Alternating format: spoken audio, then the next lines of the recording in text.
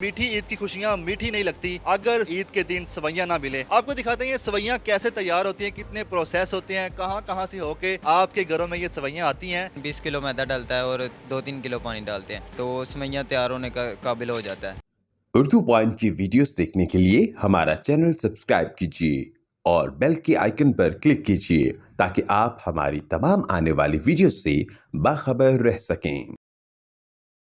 अस्सलाम वालेकुम, उर्दू पॉइंट में खुशामदीद। मैं हूं आपका मेज़बान उस्मान बट। नाज़रीन, मीठी ईद की खुशियाँ मीठी नहीं लगती अगर ईद के पहले दिन सुबह सुबह खाने में मीठी सवैयाँ ना मिल जाएं।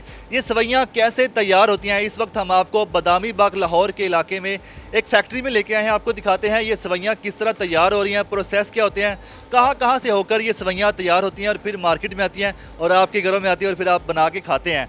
आपको दिखाते हैं सारे प्रोसेस, आइए हमारे साथ। सवैयों की इस फैक्ट्री के एक वर्कर मोहम्मद ज़िशान हमारे साथ मौजूद हैं।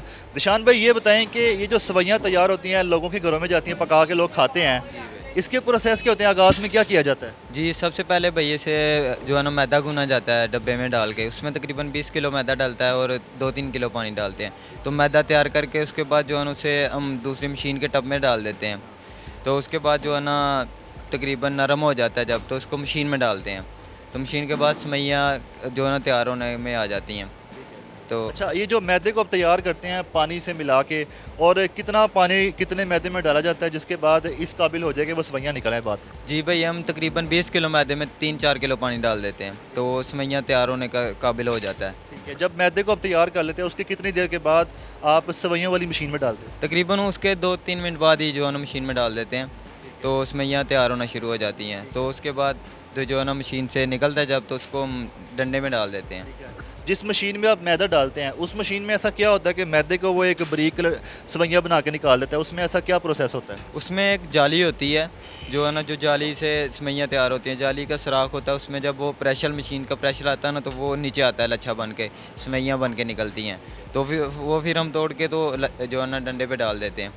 एक होती है मोटी सवैयाँ और एक होती है बारीक सवैयाँ, तो वो उसके लिए क्या जाली डिफरेंट होती है? जी, उसमें के लिए जाली डिफरेंट होती है, 3 किस्म की जाली होती है। जब ये सवैयाँ इस मशीन से बन के निकल आती हैं, वो भी आगाज़ है, उसके बाद ये आप ना ये डंडों पे लगा के लटकाते हैं, इसकी क्या वजह और उसके बाद क्या क्या प्रोसेस होता है? वो इसलिए डालते हैं कि वो मैदा जो होता है ना गीला होता है, तो खुश्क करने की वजह से हम धूप में डाल देते हैं उसको।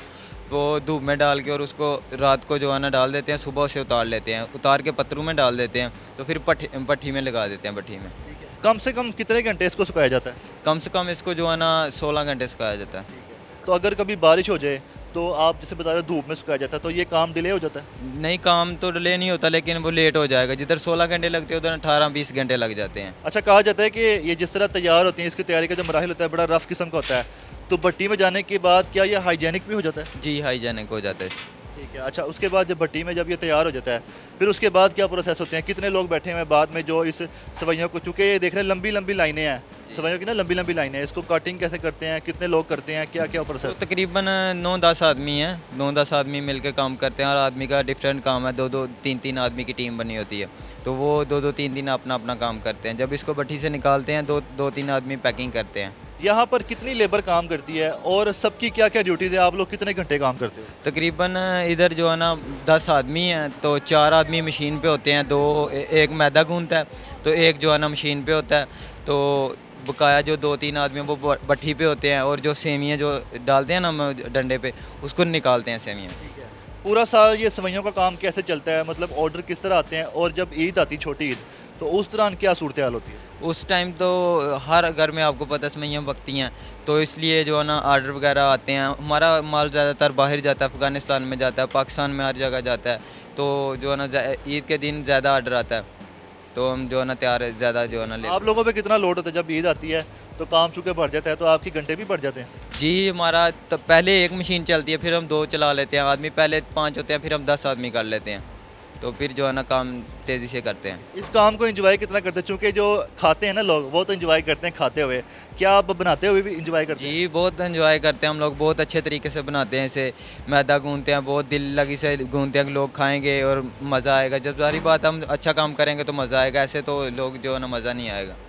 जो कस्टमर हैं, कुछ लोग ऐसे घरों में होते हैं कच्ची भी खा जाते हैं, कच्ची भी उनको पसंद होती है, आप लोग भी खा जाते हो? जी, हम लोग भी कच्ची खाते हैं, जो है ना बहुत मज़ा आता है इसका, तो कच्ची खाने का तो अपना मज़ा है, ज़ाहिर बात है वो भट्टी में पकेगी वो उसका तो एक लहदा टेस्ट होगा। जो कच्ची है सूखी होती है उसका बहुत मज़ा आता है। आम तौर पे जो कस्टमर होते हैं उनके घरों में दरमियानी मिकदार में पकती है ये ईद के पहले दिन ना सवैयाँ, तो आप लोगों के घरों में कितनी तादाद में पकती है ये, कितनी मिकदार में पकाते हैं? जी हम लोग तो तकरीबन 2-3 किस्म की लेके जाते हैं। एक कच्ची लेके जाते हैं, एक पक्की लेके जाते हैं, एक नॉर्मल लेके जाते हैं। हम लोग तकरीबन जो है ना तीनों किस्म की बना लेते हैं।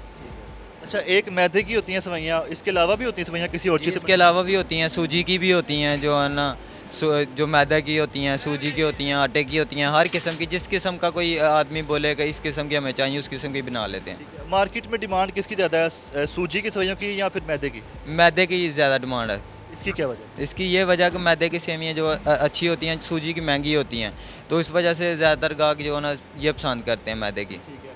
आपकी फैक्ट्री एरिया में जो ख़रीदार होते हैं अमूमन होलसेलर होते हैं या जिन्होंने स्टॉक करना होता है, तो क्या कस्टमर डायरेक्ट आके भी ख़रीद लेता है? जी कस्टमर जो शौकीन तौर पर ज़्यादातर सेवियाँ खाते हैं ना इसमें वो आके ख़रीद लेता है फैक्ट्री से, हम उसको भी दे देते हैं, लेकिन ज़्यादातर होलसेल आते हैं। ठीक है। इसकी क्या कीमत होती है, किस तरह सेल करते हैं? बंडल के हिसाब से सेल करते हैं या फिर आप पैकिंग करके सेल करते हैं? जी पैकिंग करके मन का बंडल होता है, एक मन का, तो वो जो हम सेल करते हैं।